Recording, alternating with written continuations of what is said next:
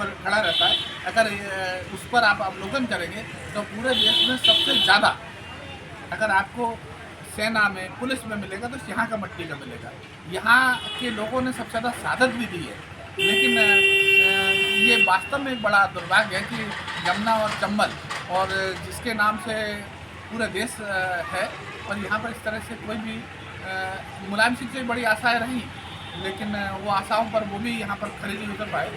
और इस सरकार में तो 15-1 साल का शासन रहा, विकास के नाम पर बहुत कुछ देखा गया, लेकिन यहाँ मुझे कुछ इस तरह से विकास के नाम पर कुछ मुझे तो नहीं दिखा कि यहाँ कोई विकास हुआ हो। आपकी नज़र में ऐसा क्या काम हो जिससे इस क्षेत्र का विकास हो सके? सबसे पहले देखिए, यहाँ उद्योग धंधे लगे, यहाँ अब वो चीज़ें भी नहीं रही।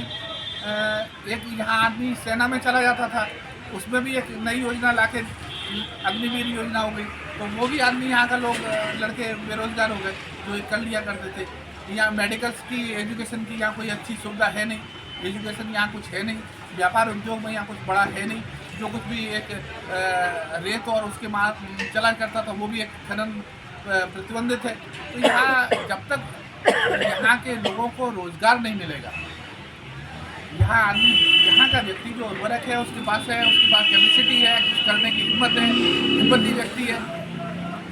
एक मैं पूर्व में बताना चाहता हूँ कि यहाँ जो था, यहाँ भारत की उस समय की तत्कालीन परिस्थितियों में जब भारत हमारा गुलाम रहा, ये स्थिति, ये पारपट्टी, इसने किसी प्रकार से गुलामी नहीं बर्दाश्त की। इसीलिए चंबल में यहाँ पर लोग, यमुना और चंबल के बीच में यहाँ बिहड़ों में जाकर के बसे।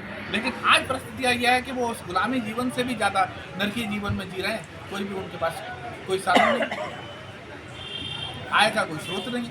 तो यहाँ पर सबसे बड़ा जो है आय के स्रोत के साधन, उसका यहाँ काम करना चाहिए कि यहाँ के बच्चों को आय का स्रोत मिले, यहाँ लोगों में कैपेसिटी है, यहाँ उद्योगपति खड़े हों, बाहर के बड़े उद्योग धंधे लगे और वो यहाँ चले, क्योंकि यहाँ दोनों तरफ से पानी की कोई कमी नहीं है, यमुना भी है, चंबल भी है। तो जल, वायु, मिट्टी और बाकी भी चीज़ें, यहाँ भौगोलिक परिस्थितियाँ भी अनुकूल हैं। लेकिन परिस्थितियाँ यही हैं कि किसी प्रकार का यहाँ पर लाभ मुझे मिलता जनता को नहीं मिल रहा।